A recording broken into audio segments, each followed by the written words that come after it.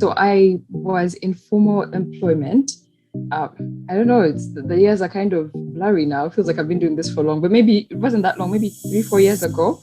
And it just felt very, what's the word, like static. It didn't feel like I was growing. It didn't feel like anything really was happening. I was just kind of in the same place. And over time, it started to affect, I mean, yeah, professionally, but also just me as a person. I just started to feel really sad, honestly, just sad about where I was. I tried to think of what it could look like in that same job a couple of years in the future, and I just couldn't see one. I looked around at the people that had been there longer, and it didn't feel like where I wanted to be at all.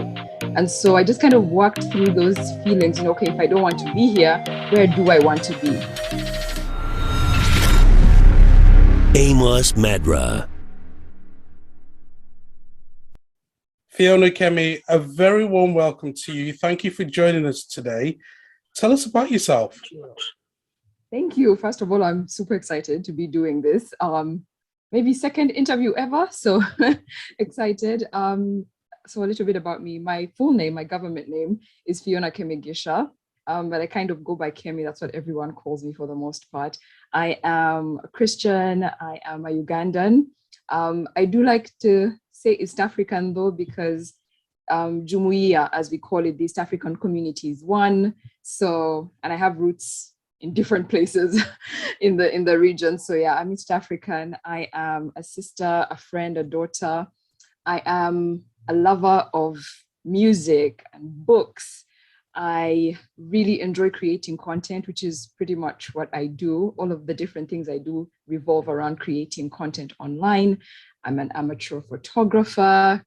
I love my food. I love my food. I keep telling people I'll never be the person that forgets to eat. No way. I like my food. So yeah, I think that's like a nice little summary of me. Yeah.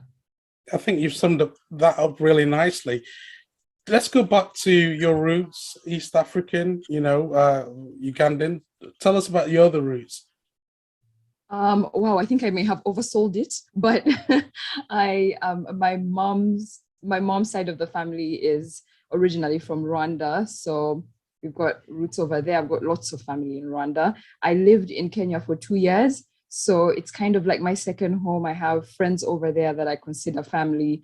So and then one of my various jobs has its home in Tanzania because I work remotely. So that's also a little bit, I consider that a little part of me as well. So yeah, that's kind of it. You're a true representation of East Africa, aren't you? Yeah. So did you always know that you were going to go into the career that you've gone into, with the photography, with the broadcasting and everything else? Nope, absolutely not. I mean, I grew up on stage. I was always, if I wasn't singing, I was dancing, I was making speeches, I was doing something on stage, but the type of setup that I grew up in was very traditional. Those things were just hobbies. It was never really like, oh, that's like a real career that you can have one day. It was always just like, oh yeah, those are her hobbies. She has fun, but then you have to pick a real career one day. And I'm also a firstborn, so there was that firstborn pressure to just be like a professional, like a lawyer, or which is actually what I studied, by the way. But yeah, I really did not know. It took me a really long time, really, really long time. Yeah. And as you say, especially coming, in East Africa, and I'm sure many parts of the world as well, there is that pressure from your parents as well, being a firstborn as well. Your career choices is either medicine or law. So for you to have gone into something different must have been quite a challenge for your parents to accept, and also, for you to mold into a proper career, as you would say. Well, yeah. First of all, it just took so much longer because I felt sort of like I was in this box that I had to maintain. So it definitely took a lot longer. I think that for my parents, as I've gotten older, I've just understood that for them, success looked a certain way. So what they were guiding me to do was what they knew, and I get that. I guess I just got to a point and realized I had to make choices for myself, just to choose work that was more fulfilling. And I guess at the head of all that is the fact that I didn't want to look back maybe 10 years from now and feel like, just kind of whatever about what I do. Like, oh, well, then what were those 10 years all about? So it was definitely difficult. I mean, fun fact, when I quit my formal job, I actually told them after I had signed my resignation letter. I don't think they know that yet, but I just did the thing and then told them, guys, this is happening. But I was lucky at that point. I was already pretty independent. I was living by myself. I could take care of me. So it was one of those things where it's like, okay, if this is what you've chosen, Godspeed. We shall support you. So yeah. So talk to us about that transition. That self-awareness, coming to that conclusion to say, this is not what I want. I want to go into something completely different. Talk to us about that process of transitioning into what you're doing now, and at what point did you realize that this can actually be a full-time career for me? Okay. Let's see. So I was in formal employment. I don't know, the years are kind of blurry now. It feels like I've been doing this for long, but maybe it wasn't that long, maybe 3-4 years ago. And it just felt very, what's the word, like static. It didn't feel like I was growing. It didn't feel like anything really was happening. I was kind of in the same place. And over time, it started to affect, professionally, but also just me as a person. I just started to feel really sad, honestly, just sad about where I was. I tried to think of what it could look like in that same job a couple of years in the future, and I just couldn't see one.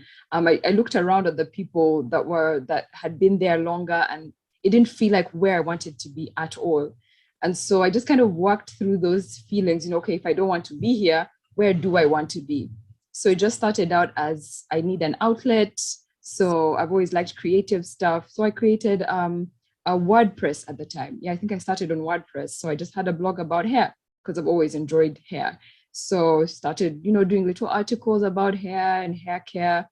And, I had my little following and I just really enjoyed it. It felt like a place I could run away to.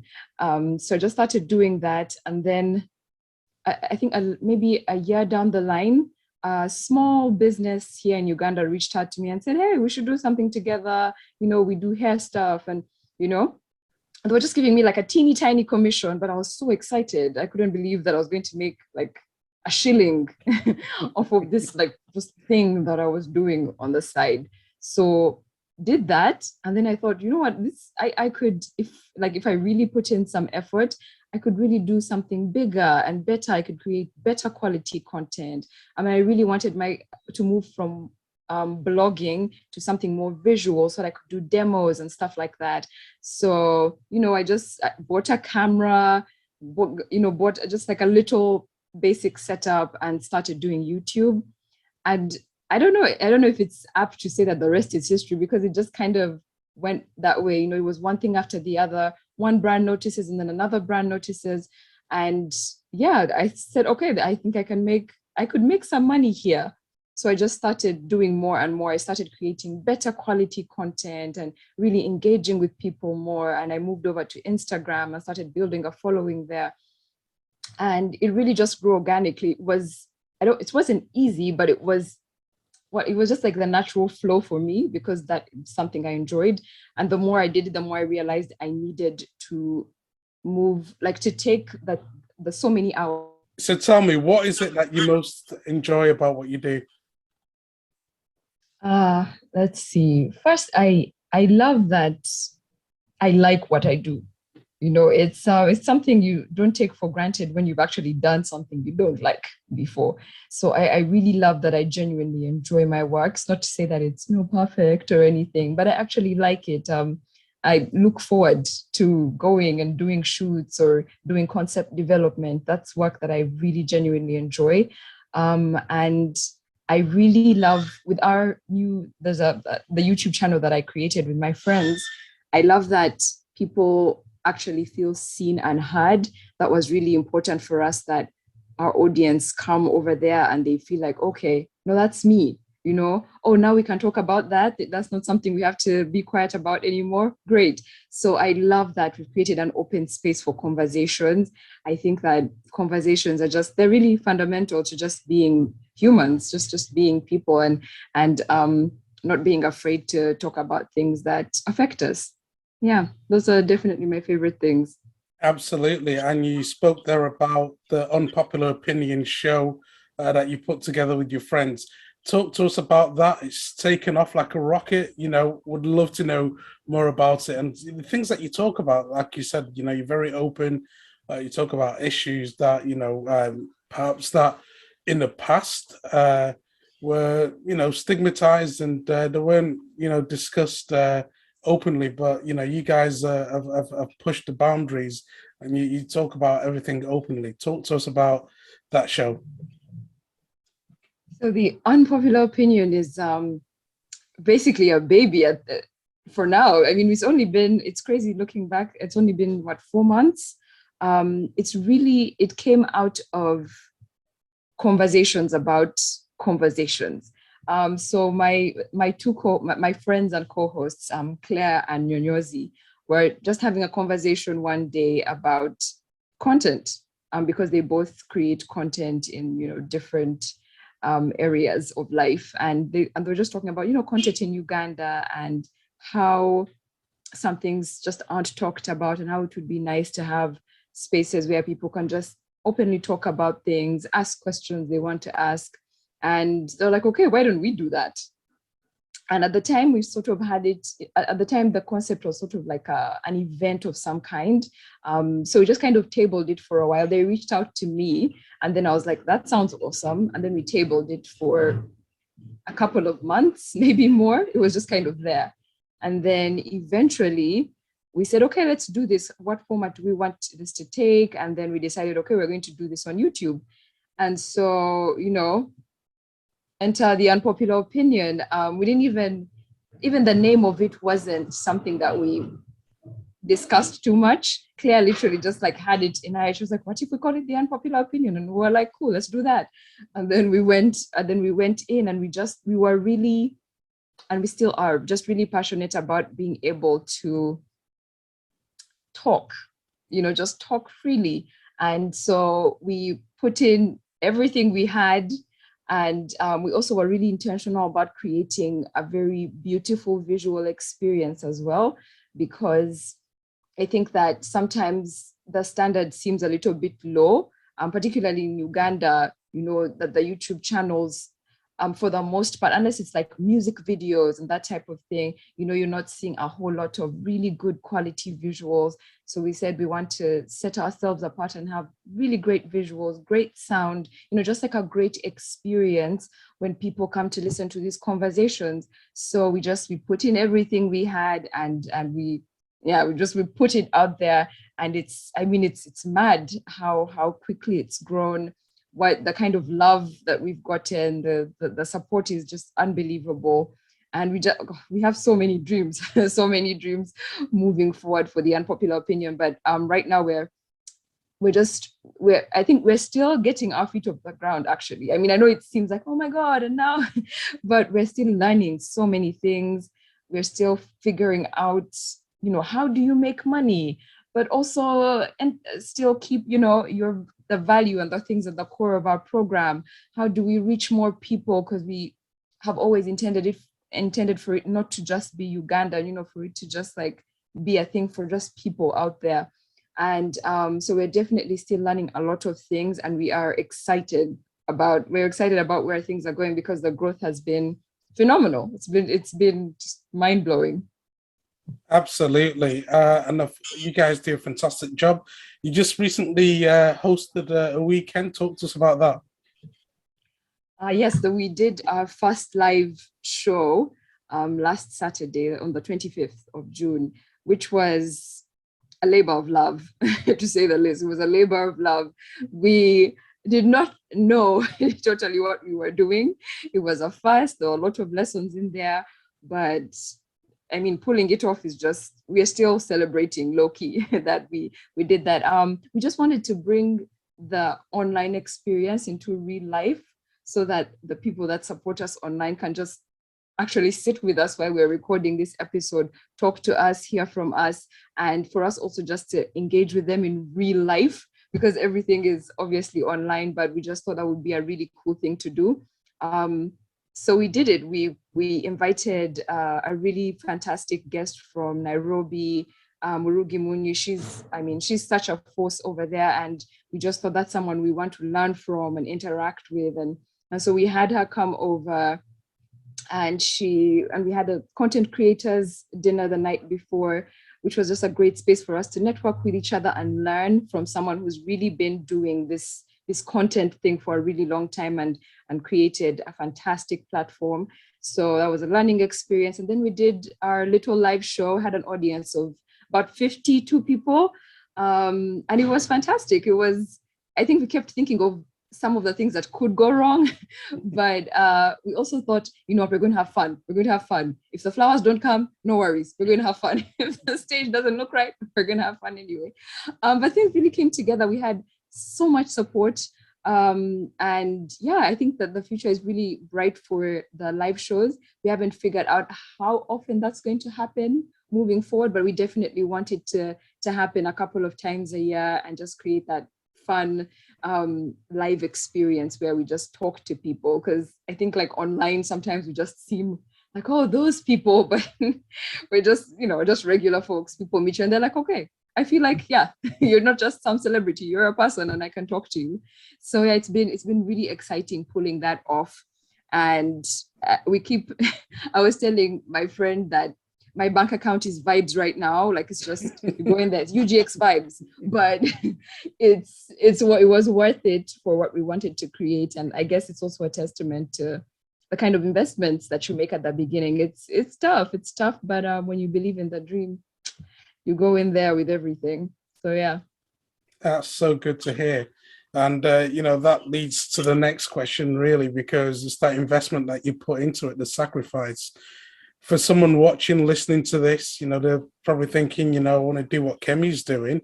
How do I go about doing it? What would you say to that person? I would say, for one, just first of all, find your thing. What is your thing? And I think it's not to limit, because obviously none of us are just one facet. We're all very diverse individuals, but I found that was a great way for me, at least, and a couple of creators that I know, it was a great way to just start. So for me, my thing was hair. So I said, okay, I like hair, I'm going to start there. And it just created a great segue for me to learn the spaces and see, okay, maybe, so now I like this other thing. How do I make that become a part of the Fiona Kemi brand? So finding your thing, I think, is very helpful at the beginning. What is that thing that makes you, I don't know, that thing that you enjoy and that you really want to share about? Start there and then just kind of grow.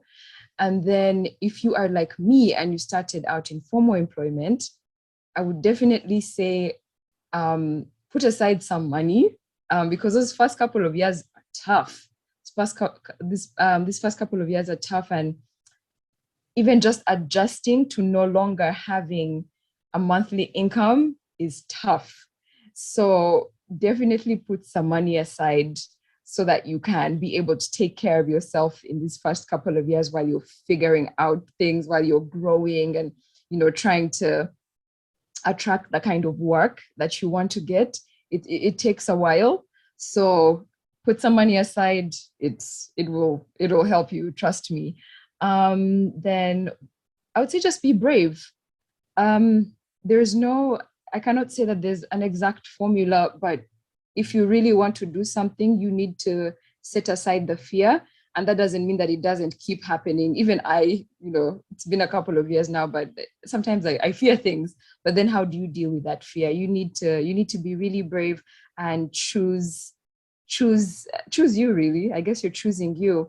And it really does pay off. It may not be immediate, but being brave pays off. That whole fortune favors the brave thing, that's a real thing. So be brave, choose you, and just go out there and give it a shot. What's the worst that can happen? Absolutely. And you've got a very loyal following. They've been there with you on YouTube, Instagram. They've stuck by you as well. It's building that community. Would you say that plays a major part? Oh yeah, for sure, for sure. I think that just makes me immediately think of authenticity, because you can't build a community when you're not authentic. I mean, yes, you can grow a bunch, you can have a bunch of followers, a whole lot of followers, but a community that's really like there, you need You're to ride or be die. almost well, I hesitate to use ride or die, because I'm like, why are they dying? But yeah, I mean, when you yourself, it shows, you can tell. I mean, we are all consumers of content in one way or another, and we know when something is genuine. So when you are the most you that you can be, you build a community of people who really appreciate that. It may not be big. I think that numbers are really something that come over time, but you want to create a place where even if there are 100 people, those 100 people really get it. They get what you're trying to do. They're interested. They want to talk to you. They're a proper community. So in whatever you've decided to create in this world, choose the most you version of it, and don't be afraid also to think, don't be afraid that too many people are doing what you do, because it's not even possible. There are millions of natural hair content creators, but none of them could do what I do the way I do it. So you have a very specific version of what you do that will speak to someone. So there's an audience for everything. There's an audience for you. So yeah, just don't even think that it's not possible. Definitely take that leap, because it's worth it. I feel like I've said that 100 times. It really is. You're a true inspiration. So what's the plans for the future for Fiona Kemi, and how can the audience connect with you? Future plans. Okay. That just makes me think of my most immediate future. I have always loved radio. That's actually one of my big dreams. So I'm actively just like getting in there, doing voice tests. But I love radio, and I don't know if it's going to be a couple of months or a year, but that's definitely one of the things for me individually that I'm working towards. For the unpopular opinion, gosh, there's so many things that we want to do. I mean, one day we want to take the unpopular opinion on the road, go host our show in different places. And also we definitely want it to become a profitable business, because we're not there yet. And becoming profitable, not only just for us, but also because we want to be able to reach a point where we can then contribute to the causes that we care about. Things like period poverty really matter to us. So we really want to get to that point where we can use our work to make a difference. Yeah. Absolutely, sounds good, and a very noble cause as well. You're doing good. You're helping with representation, and I think that's one thing that's important, is to make sure everybody's represented equally. And there's a massive gap between those who have and those who don't have, especially in Africa. So what you're doing is fantastic, and just keep going, sister. You're doing a great job. And before we let you go, how can the audience connect with you? Yes. So you can find me on Instagram at Fiona Kemi _. Same handle on Twitter. I have a personal YouTube, Fiona Kemi, and the Unpopular Opinion UG on YouTube. Fantastic. And we'll put all those links in the description so that the audience can connect with you as well. Thank Fiona, you. You're a star, you're a gem. It's been an absolute pleasure talking to you. You've got so much to offer. You are always thinking about other people, and you found your passion, you found your purpose, and you certainly trailblazing the way, and you've inspired so many people, including myself. Thank you very much. Thank you so much. I really appreciate the opportunity to be here on your space. Thank you again for, for just making some room for me over here. I appreciate it, brother. If you want some amazing inspiration, check out the videos next to me, and I'll see you right there.